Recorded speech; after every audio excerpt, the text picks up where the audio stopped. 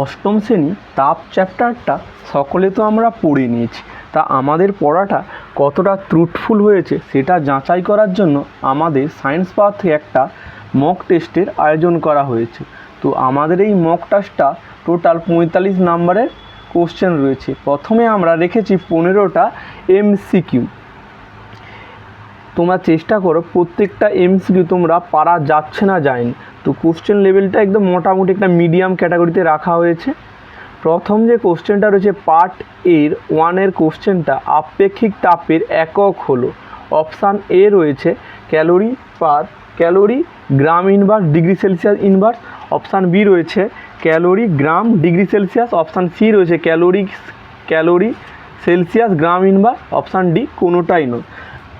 তো তাপ চ্যাপ্টারটা পড়তে গেলে প্রথম যে বেসিক আমাদের একটা ইকুয়েশান পড়তে হয়, সেই ইকুয়েশানটা হচ্ছে, তো যে বেসিক ইকুয়েশানটা হচ্ছে Q equal to M S T, যেখানে এম মানে মাস, মাসটাকে বলা হয় বস্তুর ভর, এসটাকে বলা হয় স্পেসিফিক হিট যেটাকে বলা হয় আপেক্ষিক তাপ, এবং টি যেটাকে বলা হয় উষ্ণতা বা হ্রাস।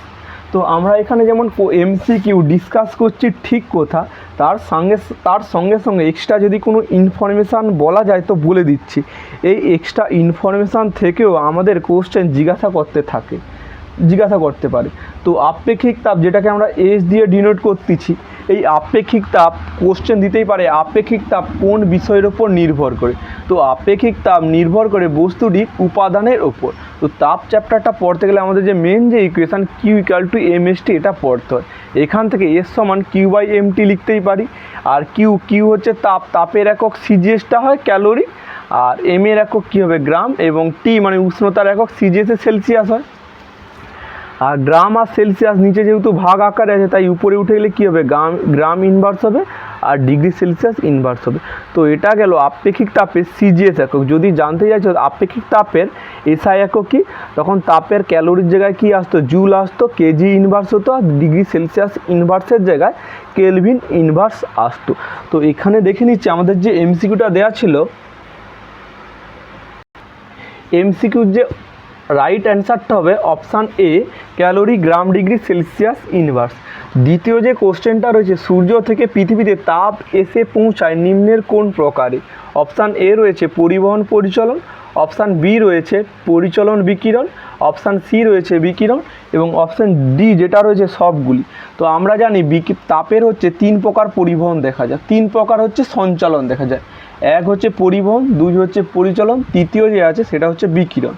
পরিবহন পদ্ধতিতে কঠিন পদার্থ উত্তপ্ত হয়, আর পরিচলন পদ্ধতিতে তরল ও গ্যাসীয় পদার্থ উত্তপ্ত হয়। আর বিকিরণ পদ্ধতিতে এর উদাহরণ হবে সূর্য থেকে পৃথিবীতে যে তাপ এসে পৌঁছায়, এটা বিকিরণ পদ্ধতি এসে পৌঁছায়। বিকিরণ পদ্ধতিতে তাপ সঞ্চালনের জন্য কোনো মাধ্যমের প্রয়োজন হয় না। এটাও দিয়ে একটা এমসিকিউ হয়। এই এমসিকিউটা দেওয়া রয়েছে আমাদের এই সেটটাতে, তো পরে আমরা দেখে নিচ্ছি। তো এখানে রাইট অ্যান্সার হয়ে যাবে অপশান সি যেটা রয়েছে বিকিরণ।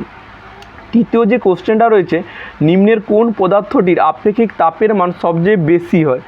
তো অপশান এ রয়েছে লোহা, অপশান বি রয়েছে তামা, অপশান সি রয়েছে সীসা, এবং অপশান ডি যেটা জল রয়েছে। এখানে রাইট অ্যান্সার হবে জল, অপশান ডি। একের দাগে 4-এর যে কোশ্চেনটা রয়েছে, জলের বাষ্পীভবনে লিন তাপের মান কত। এটা অনেকে 80 ক্যালোরি পার গ্রাম করে ভুল করে দেয়, বাট স্টিম বা বাষ্পের লিন তাপ হবে 537 ক্যালোরি পার গ্রাম। অপশান ডি হবে রাইট অ্যান্সার। আর 80 ক্যালোরি পার গ্রাম এটা হচ্ছে বরফ গলনের লিন তাপ হবে। একের দাগের 5-এর যে কোশ্চেনটা রয়েছে, কোনো বস্তু দ্বারা গৃহীত বা বর্জিত তাপ কোন কোন বিষয়ের ওপর নির্ভর করে না। এখানে না থাকার জন্য অনেকে ভুল করে দেয়। কোনো বস্তু দ্বারা গৃহীত বা বর্জিত তাপ কোন কোন বিষয়ের উপর নির্ভর করে, বস্তুটির ভরের উপর, উষ্ণতা হ্রাস বা বৃদ্ধির উপর, এছাড়াও আপেক্ষিক তাপ যেটা বস্তুর উপাদানের উপর নির্ভর করে। তো 3টা জিনিসের উপরই কোনো বস্তুরা গৃহীত বা বর্জিত তাপ নির্ভর করে। তো এখানে যেহেতু নির্ভর করে না, তাই অপশান ডি হবে, কোনোটিই নয়। একের দাগের যে 6-এর কোশ্চেনটা রয়েছে, নিম্নের কোনটির মধ্যে পরিচলন দেখা যায়। তো পরিচলন দেখা যায়, আমরা একটু আগে বলেছিলাম পরিচলন দেখা যায় তরল ও গ্যাসে তাপ পরিবহন। পরের কোশ্চেনটা 1.7, থার্মোফ্লাক্সে কাঁচের দেওয়ালে 2টি মধ্যবর্তী অংশে বায়ুশূন্য হওয়ার কারণ কি। তো থার্মোফ্লাক্সে আমরা যদি কোনো গরম জিনিস রেখে দিই, সেই গরম জিনিসটা অনেক সময় পর্যন্ত গরম থাকতে পারে। তো এই থার্মোফ্লাস্কটা আবিষ্কার করেছেন বিজ্ঞানী জেমস DOR। তো যেহেতু বায়ু কি পরিচালন পদ্ধতিতে তাপ পরিবহন করে, তাই পরিচালন রোধ করার জন্য দুটি কাঁচের দেয়ালের মাঝখানে আমরা থার্মোফ্লাস্কের বায়ু রাখি। একের দাগের 8 কোশ্চেনটা, যদি গৃহীত বা বর্জিত তাপ কিউ, ভর এম এবং উষ্ণতা বৃদ্ধি বা হ্রাস টি হয়, তবে আপেক্ষিক তাপের মান কত? আমরা একটু আগে করেছিলাম এস সমান কিউ/এমটি হবে, এস সমান কিউ/এমটি, অপশান সি হবে রাইট অ্যান্সার। একের দাগের 9 কোশ্চেনটা রয়েছে, তাপের অধিকতম সুপরিবাহী ধাতুটি হলো, অপশান এ রয়েছে লোহা, অপশান বি রয়েছে তামা, অপশান সি রয়েছে রূপা এবং অপশান ডি যেটা রয়েছে সোনা। তো তাপের অধিকতম সুপরিবাহী পদার্থ হবে অপশান সি হবে, এটা রূপা হবে। একের দাগের 10 কোশ্চেনটা রয়েছে, শিশির জমার উপযোগী আকাশ হলো, আকাশ যদি মেঘাচ্ছন্ন থাকে, আকাশ যদি মেঘযুক্ত থাকে, অপশান সি রয়েছে স্বল্প মেঘাচ্ছন্ন, অপশান ডি রয়েছে মেঘহীন। তো রাইট অ্যান্সারটা হবে মেঘহীন, বাট এর হচ্ছে বাস্তব লজিকটা বোঝবার চেষ্টা করতেছি। তো শিশির জমবে কখন? যদি বায়ুমণ্ডল শীতল হয়ে যায় তবেই শিশির জমার পক্ষে পারফেক্ট। কিন্তু আকাশে যদি মেঘ থাকে তখন কী হয়, দিনের বেলা সূর্য উঠবে, সূর্যের তাপে পৃথিবী উত্তপ্ত হবে এবং সূর্য ডুবে যাওয়ার পর পৃথিবী কী করবে, ওই যে তাপটা শোষণ করে রাখছে সেটাকে ছেড়ে দিবে, ছেড়ে দিলে কী হবে, সেটা মহাশূন্যে চলে যাবে।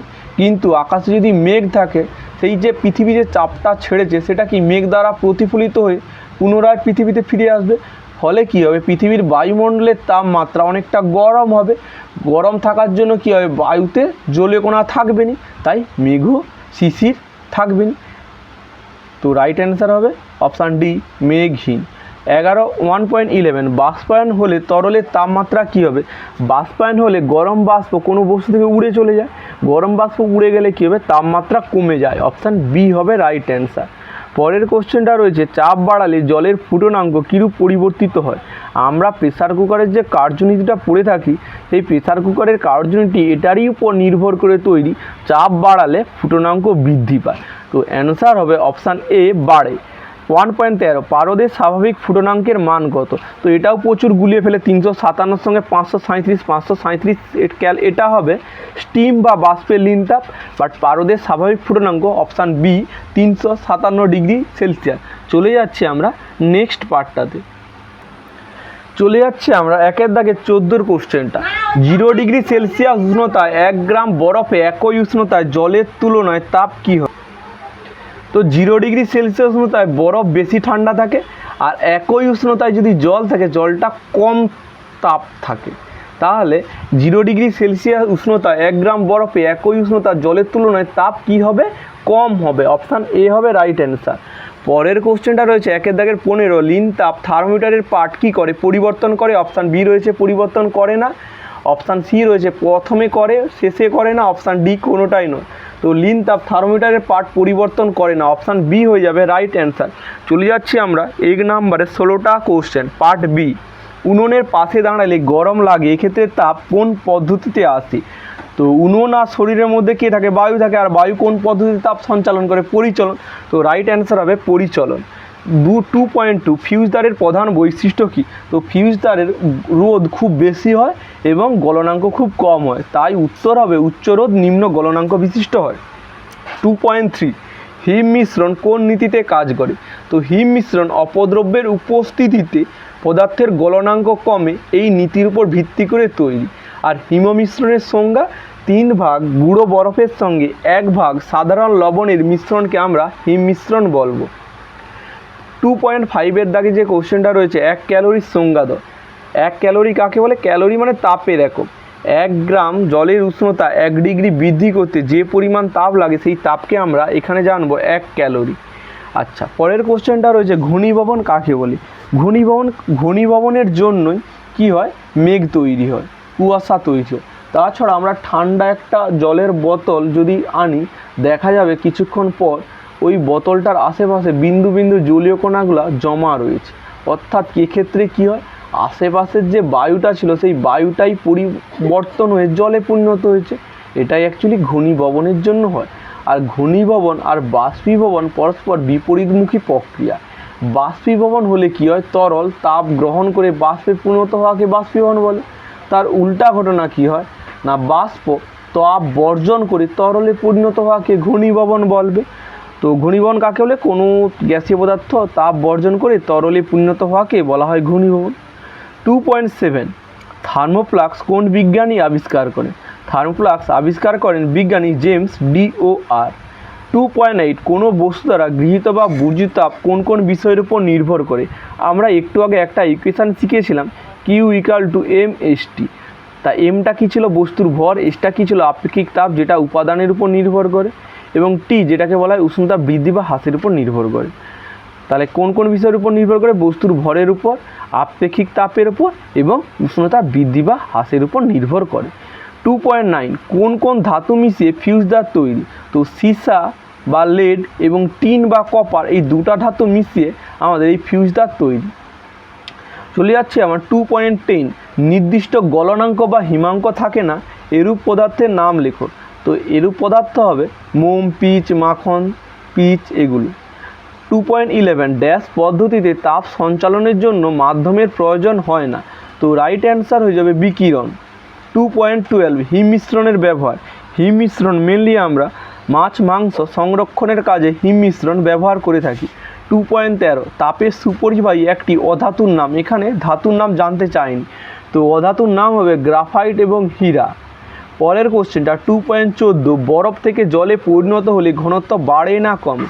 তো এটা একটা বাস্তব এক্সাম্পল আমরা দেখে নিচ্ছি। জল জমে বরফে পরিণত হলে ঘনত্ব কী হয়? কমে যায়। ঘনত্ব কমে যায় বলে বরফ জলের উপর ভাসে, তার উল্টা ঘটনা। বরফ থেকে জলে পরিণত হলে কী হবে? ঘনত্ব বেড়ে যাবে। 2.15 সিজিএস পদ্ধতিতে তাপের এককটি কী? সিজিএস পদ্ধতিতে তাপের একক হবে ক্যালোরি। 2.16 বরফের তৈরি বাড়ি, যেটাকে আমরা ইগলু বলবো, এর ভিতর গরম থাকে কেন? না বরফ তাপের কুপরিবাহী। আচ্ছা, পার্ট সি এর যে প্রথম একটা ম্যাথ দেওয়া রয়েছে, তামার আপেক্ষিক তাপ 0.09 ক্যালোরি পার গ্রাম ডিগ্রি সেলসিয়াস এবং 70 গ্রাম ভরে তামার টুকরোর উষ্ণতা 20 ডিগ্রি সেলসিয়াস থেকে 50 ডিগ্রি সেলসিয়াস বৃদ্ধি করতে কত পরিমাণ তাপ লাগবে তা নির্ণয় করো। এই কোশ্চেনটা আমরা শেষে ক্যালকুলেশন করে দিচ্ছি। তো নেক্সট কোশ্চেনটা রয়েছে 3.2 বাষ্পীভবন কাকে বলে? উত্তরটা বলে দিচ্ছি। কোনো তরল পদার্থ তাপ বর্জন করে গ্যাসে পরিণত হওয়াকে বলা হয় বাষ্পীভবন। নেক্সট পার্টের অঙ্কটা কোশ্চেনটা কী রয়েছে? বাষ্পায়নের হার কোন কোন বিষয়ের উপর নির্ভর করে? বাষ্পায়নের হার নির্ভর করে তরলের মুক্ত পৃষ্ঠের ক্ষেত্রফলের উপর, তরলের প্রকৃতির উপর, আর তরলের উপর দিয়ে বায়ুর চলাচলের উপর নির্ভর করে। ক্ষেত্রফল বাড়লে বাষ্পায়ন বেশি হয়, এই জন্য আমরা গরম চাকে প্লেটে ঢেলে খেলে তাড়াতাড়ি ঠান্ডা হয়ে যায়। আর কি? প্রকৃতির উপর, তরলটা যত পাতলা হবে তত তাপটা তাড়াতাড়ি বাষ্প আকারে বাইরে বের করে ঠান্ডা হবে। থার্ড হচ্ছে তরলের উপর দিয়ে বায়ুর চলাচল, এই জন্য আমরা ভিজে গায়ে পাখার নিচে দাঁড়ালে আমাদের শরীরের উপর যে জলীয় কণাগুলো রয়েছে সেগুলো তাড়াতাড়ি বাষ্পীভূত হয়ে শরীরটাকে শীতল দেয়। এটা হচ্ছে বাষ্পীভবনের জন্যই হয়। পরের যে কোশ্চেনটা রয়েছে, ফুটন ও বাষ্পায়নের মধ্যে যে কোনো 4টি পার্থক্য লেখো। তো স্ফুটন সশব্দে হয়, বাষ্পায়ন নিঃশব্দে হয়। স্ফুটন হচ্ছে তরলের সমগ্র অংশ থেকে হয়, বাষ্পায়ন কেবলমাত্র তরলের উপরিতল থেকে হয়। স্ফুটন চাপের উপর নির্ভর করে, বাষ্পায়ন চাপের উপর নির্ভর করে না।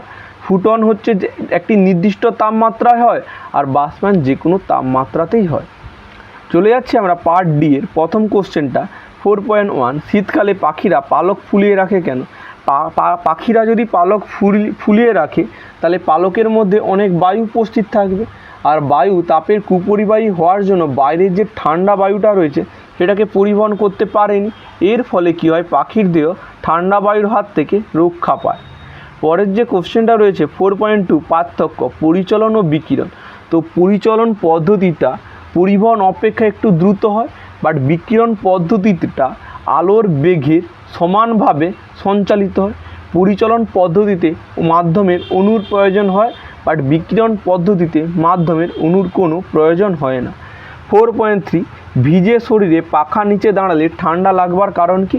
এক্ষেত্রে 1 নাম্বার লিন তাপ লিখে দিলেও হয়ে যায়, বাট ডিসকাসটা করে দিচ্ছি। ভিজে শরীরের মধ্যে অনেক জলীয় কণা থাকে, এই জলীয় কণা বায়ুর সংস্পর্শে এলে বা পাখার নিচে দাঁড়ালে দ্রুত বাষ্পীভূত হয়ে যায়, আর বাষ্পীভূত হওয়ার জন্য প্রয়োজনীয় লিন তাপ আমাদের শরীর থেকে গ্রহণ করে, আর আমাদের শরীর যে তাপ বর্জন করার ফলে কী হয়? শীতল হয়ে যায়। তো আমরা পার্ট সির যে 3.1 দাগের কোশ্চেনটা বলেছিলাম এটার ক্যালকুলেশন আমরা দেখে নিচ্ছি। তো আমাদের ম্যাথটায় প্রথম বলা রয়েছে তামার আপেক্ষিক তাপের মান 0.09 ক্যালোরি পার গ্রাম ডিগ্রি সেলসিয়াস। আপেক্ষিক তাপ যেটাকে আমরা এস দিয়ে ডিনোট করি, যার মান রয়েছে 0.09 calorie gram degree celsius inverse. এবং তামার যে ভর যেটাকে আমরা এম দিয়ে ডিনোট করছি দেওয়া রয়েছে 70 গ্রাম। এবং উষ্ণতাটা 20 ডিগ্রি থেকে 60 ডিগ্রি বেড়েছে। তো কত ডিগ্রি সেলসিয়াস তাপমাত্রা বেড়েছে? 40 ডিগ্রি সেলসিয়াস বেড়েছে। তাহলে কী করতে হবে? অ্যান্সার চেয়েছে কী পরিমাণ তাপ লাগবে। আমরা জানি তাপের একটা সমীকরণ Q equal to M S T. M এর মান 70, এস এর মান 0.09, দশমিক তুললে দুটা শূন্য নামবে, আর টি যেটা হচ্ছে 40। তো এখানে ক্যালকুলেশন করলে 252, যেহেতু এগুলো সিজিএস একক তাই তাপের সিজিএস একক ক্যালোরি আমরা লিখে দিয়েছি। তো এটাই ছিল আমাদের তাপ চ্যাপ্টারটা থেকে ইম্পর্টেন্ট কোশ্চেন অ্যান্সার। আমরা নেক্সট ক্লাসে আলোচনা করব যে কোনো একটা থিওরি পার্টটার সঙ্গে সঙ্গে যে কোনো একটা প্র্যাকটিস সেট নিয়ে আলোচনা করব। এই যে তাপ চ্যাপ্টারটার প্র্যাকটিস সেট নিয়েছি, এখানে আমরা যথাসম্ভব চেষ্টা করেছি প্রত্যেকটা ইম্পর্টেন্ট কোশ্চেন রাখার। আশা করি এই চ্যাপ্টারটা থেকে এই এমসিকিউগুলা বা এসএকিউ বা লং টাইপ যে অ্যান্সারগুলা দিয়েছি সেটটার মধ্যে, সেগুলো করে নিলেই আশা করি আমাদের এক্সামের জন্য খুবই ভালো একটা প্রিপারেশান হয়ে যাবে। তো যারা শেষ পর্যন্ত ভিডিওটার সঙ্গে ছিল প্রত্যেককে থ্যাংক ইউ।